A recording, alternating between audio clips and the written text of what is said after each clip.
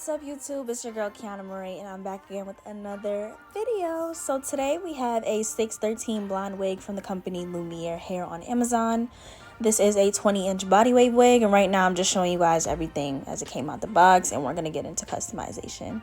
So this wig is 150% density with a pre-plucked hairline. The hairline did come pre-plucked, but since it is a bright color and I plan to tone it into an even lighter color, I wanted to make sure that it was fully customized. So right here, you could just see me going over it with my tweezers and really going into the front to get the areas that I want to take out.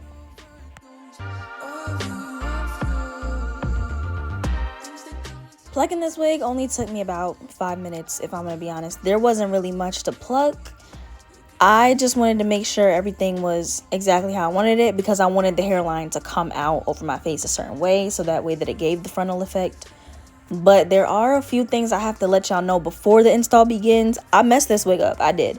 It wasn't by plucking.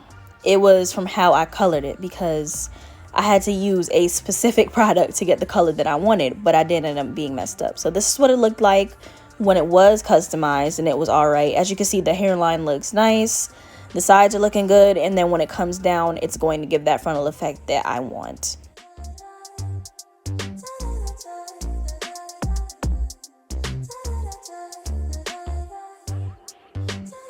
I know it might look like I'm over plucking the hair a little bit, but when it's wet, it looks a lot different than when it's dry. That's why I'm going in again with my tweezers, just thinning out some spots, because I know that once it dries, those spots will look thinner than I think they actually are. That is one issue that I run into. It's better to use something to wet the hair when you're plucking, but you also got to remember how it looks when it's dry. So you don't want it too thin, but you also don't want it too thick. And now I'm just going to put a part into the middle of the hair to make sure that it's gonna give that frontal effect that I want it to. Trying to comb it in the way that I want it to lay when it comes over my face. Just basic plucking stuff. You guys have seen me done this before in my videos.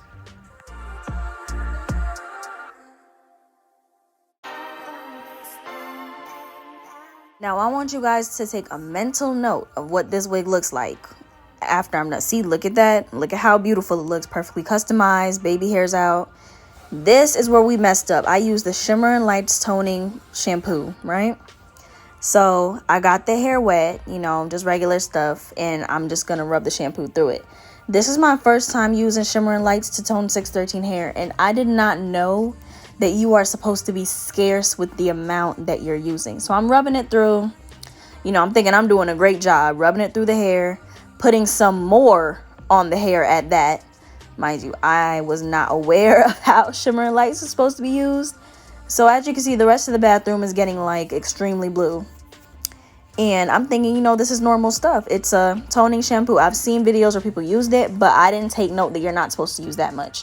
So right here, I'm just brushing the shampoo throughout the hair and applying even more once again. Y'all, I messed up. I messed up bad. I messed up bad. This is the moment where I think, yeah, I completely ruined this wig.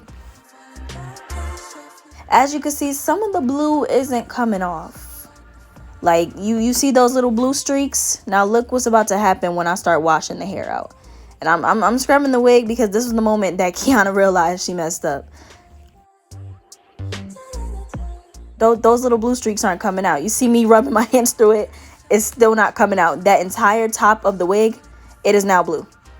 It turned blue. I'm not even joking. My wig turned blue, and I was stressing because this is supposed to be a blonde wig. I can't have blonde and blue, and it's mixing into like a light green too. It wasn't, I don't know if it shows on camera, but it wasn't right.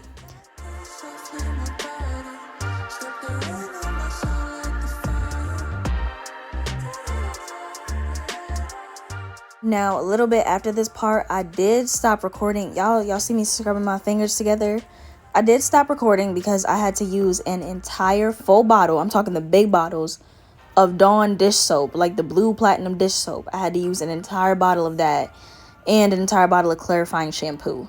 Now, I did get the color out. I did, but it took most of the hair with it. I had to wash the wig at least like 20 times, and I wasn't detangling it during that process, so the closure went bald because I was just scrubbing. I had to literally scrub the wig like it was a piece of dirty cloth to try and get the color out.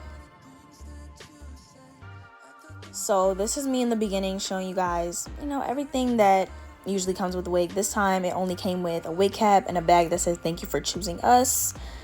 This is the balded wig.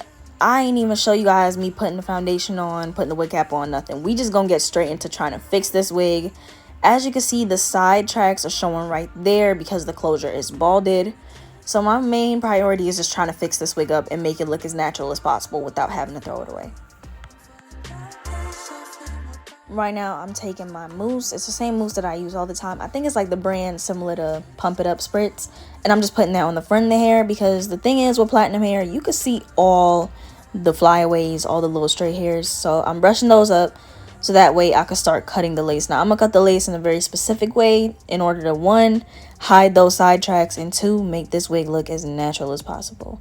So I started by cutting my line in the middle. Now, I couldn't cut it on camera because I was just really scared of jeopardizing this wig even more, so I had to find a good place to put my mirror down and then just start cutting the lace.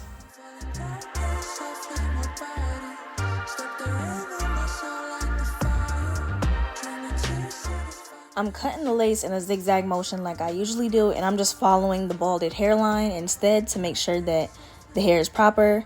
And I'm trying to cut it as close to the weft where those side tracks are, but not close enough to cut it. So that way sorry, I almost just said left. So that way the weft can stay flat and be covered by the hair, as you see me do right there. And then I'm just about to do the same thing on the other side. The reason why I'm following the hairline of the balded closure is so that way I can customize it myself instead of cutting it even more and making it look worse.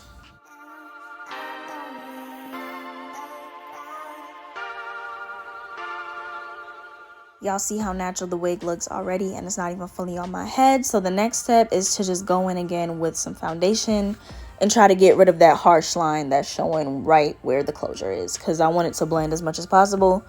My hair is practically white. I look like Storm from the X-Men. So I want it to look like skin. I want it to give skin. So you see me lift it up right there, showing y'all the shape of the hairline and how it looks when it's lifted up. So next step is going in with our wax stick or some mousse and just getting all those flyaways down.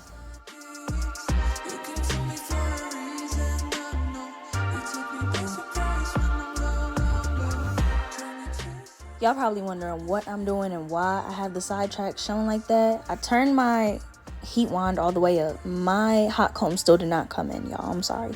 I turned the wand all the way up, and now I'm just putting the wax stick right on those sides. The reason why is I want the sides to lay perfectly flat, so that way when the closure covers it, you don't see that hump right where the weft is, since my closure was balded.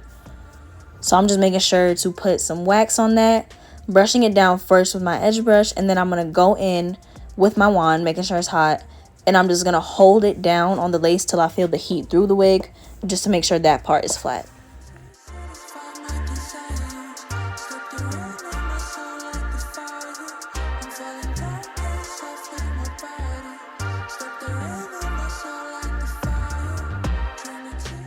Honestly, I think this is the first video where I haven't burned myself with the wand, but now I'm just taking my edge stick, my She Is Bomb edge stick. I'm actually starting to like this one a little bit more than the Eben one because it does hold longer.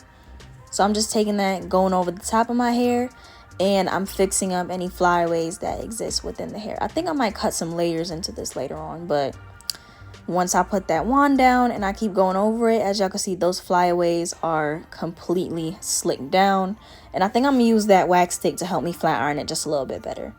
So today we are not using glue for this install because the wig is sitting on my head perfectly fine. I don't think I need to use glue. So I'm just taking my trusty Got2b spray.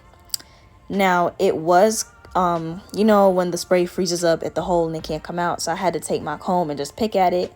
And now it's spraying again. So I'm just dabbing a good layer of that on my forehead. And then I'm literally going to drag the wig down to where I want it to be.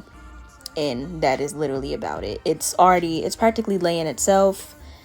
And it took literally minimal effort. I didn't have to do much to lay this wig down.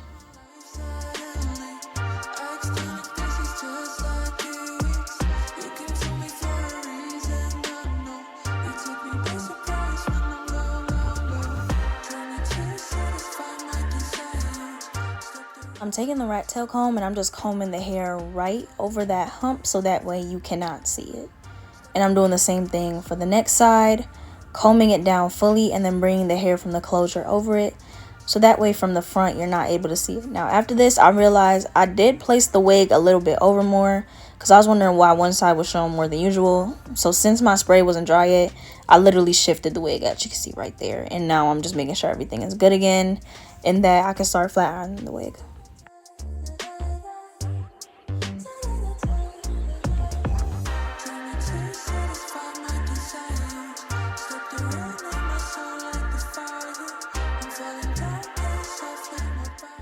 Since the hair is already straight from me blow drying and flat ironing it yesterday when that whole disaster happened, I'm not really gonna flat iron it too much.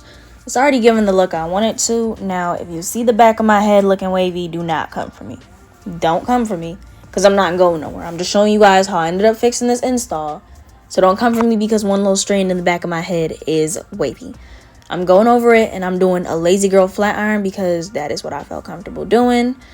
Trying to get the back as much as I can. I know I'm not going to get all of it, but please do not do me.